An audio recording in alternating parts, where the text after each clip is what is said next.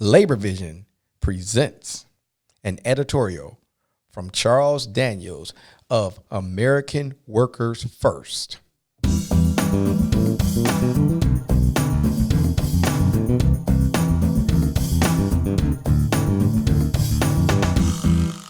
Welcome to another edition of LaborVision. Please do not forget to follow and subscribe and rate LaborVision.org and AmericanWorkersFirst.org.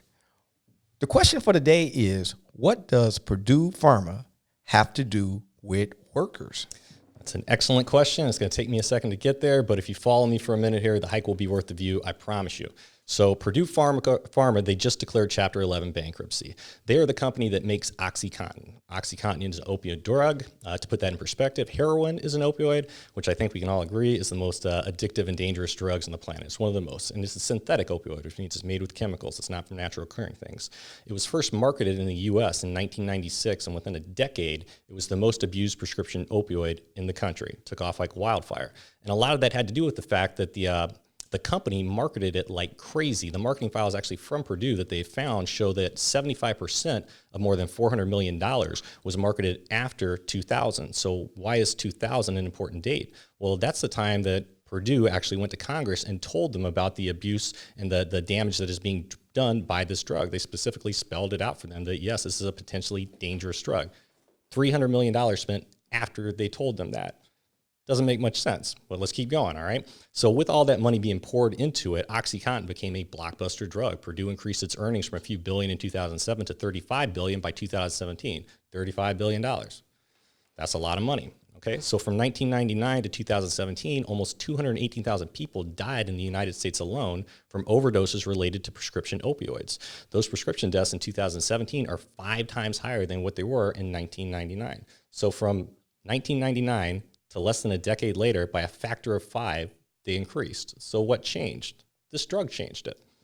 So eventually, when you have those kind of deaths, it became an epidemic. I mean, you hear about the opioid crisis in the United States. This is what we're talking about. And there was just too much data supporting what a dangerous drug this was and the knowledge that Purdue Pharma had about those dangers beforehand because they told Congress. So lawsuits were filed, thousands of lawsuits, just thousands of them, some from states and local governments because of these heinous business practices. So to respond to this, just a little awareness. Purdue Pharma is a privately owned business. They're not a public corporation, and they're owned by the Sackler family, who are some of the most wealthy. They're some of the most wealthy people in America. Forbes values them at over $13 billion.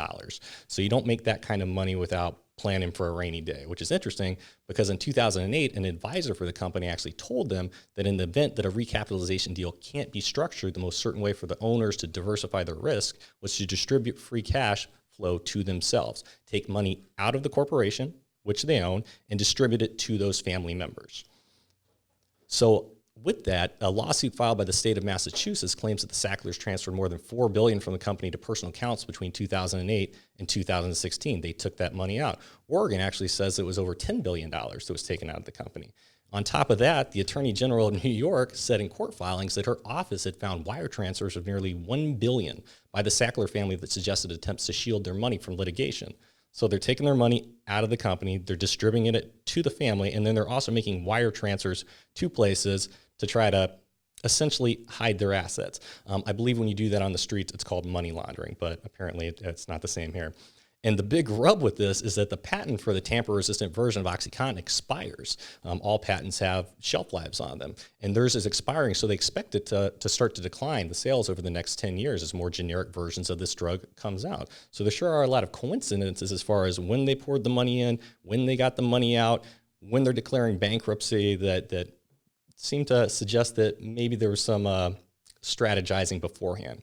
So Purdue Pharma, to bring this all back, has now filed for Chapter 11 bankruptcy. There's a couple different kinds of bankruptcy. There's Chapter 7, there's Chapter 13. Those have to do with liquidating the company. With Chapter 11, what you're doing is you're saying, we want to continue operating. We just want to restructure. We want some protection from our debts, from our creditors while we get things lined up, which, okay, that's their legal ability to do so. But the problem with that is that they're not then fully accountable to all of the people that they potentially owe money to. And where it impacts American workers, to bring this all back, is that when Chapter 11 is filed, a lot of times a common practice for cost cutting has to do with laying off workers because that is a big cost for them. So they lay off workers. There's also the potential for them to have drastic cuts when it comes to their benefits, when it comes to their pensions, retirements, things of that nature. And keep in mind, these aren't wealthy individuals. These are just people that picked the wrong company to work for. They had no idea what was happening at a higher level. They were just doing their jobs, and now they're going to be suffering because of it. In a lot of well, not a lot of instances, but in rare instances with mega corporations, when there's bankruptcies where it's at a very high level, sometimes it even affects American taxpayers. I don't know if that's going to happen here, but they do have wide-reaching implications. So to encapsulate the whole thing, we now have over 200,000 Americans dead. We have hundreds of thousands that are hooked on deadly opioids. The majority were prescribed from their doctors. So they just went to their doctors because they were trying to get relief from pain. These are cancer patients. These are people with chronic conditions. They went into their doctor who has gone to medical school that has put in all this time, and they trust that person, and they got them hooked on drugs, opioids, just like heroin on the street. And one of the main problems with that is that it's not you take this every day and it has the same effect. If you continue to take those drugs, the feeling that you get from it starts to go down. So then your body starts to physically crave more of that drug. So all of a sudden you're taking more and more of your medication. Now all of a sudden you don't have enough medication to fill the scripts, and all of a sudden you're hooked on a drug that you have no means to come off from. And these are workers. These are family people. These aren't people that are out there seeking a problem. They were just trying to address an issue with their health. So, and with all of that, in 2000, Congress was told that there was a potential problem with all of this. They were warned beforehand, but nothing was done to protect these people from those implications. And I just don't understand how that happens. But let me run like a scenario by, okay? So let's say that someone discovers a new drug. They then distribute it through the city. It's highly addictive. The masses get addicted to this. They make a ton of money off of this drug. Chaos and violence and horrible things ensue afterwards. I've just described the plot of New Jack City to you, all right? And that's Nino Brown, one of the most notorious movie villains of all time. So explain to me at a fundamental core basic level, how is that different than what's happened with Purdue Pharma?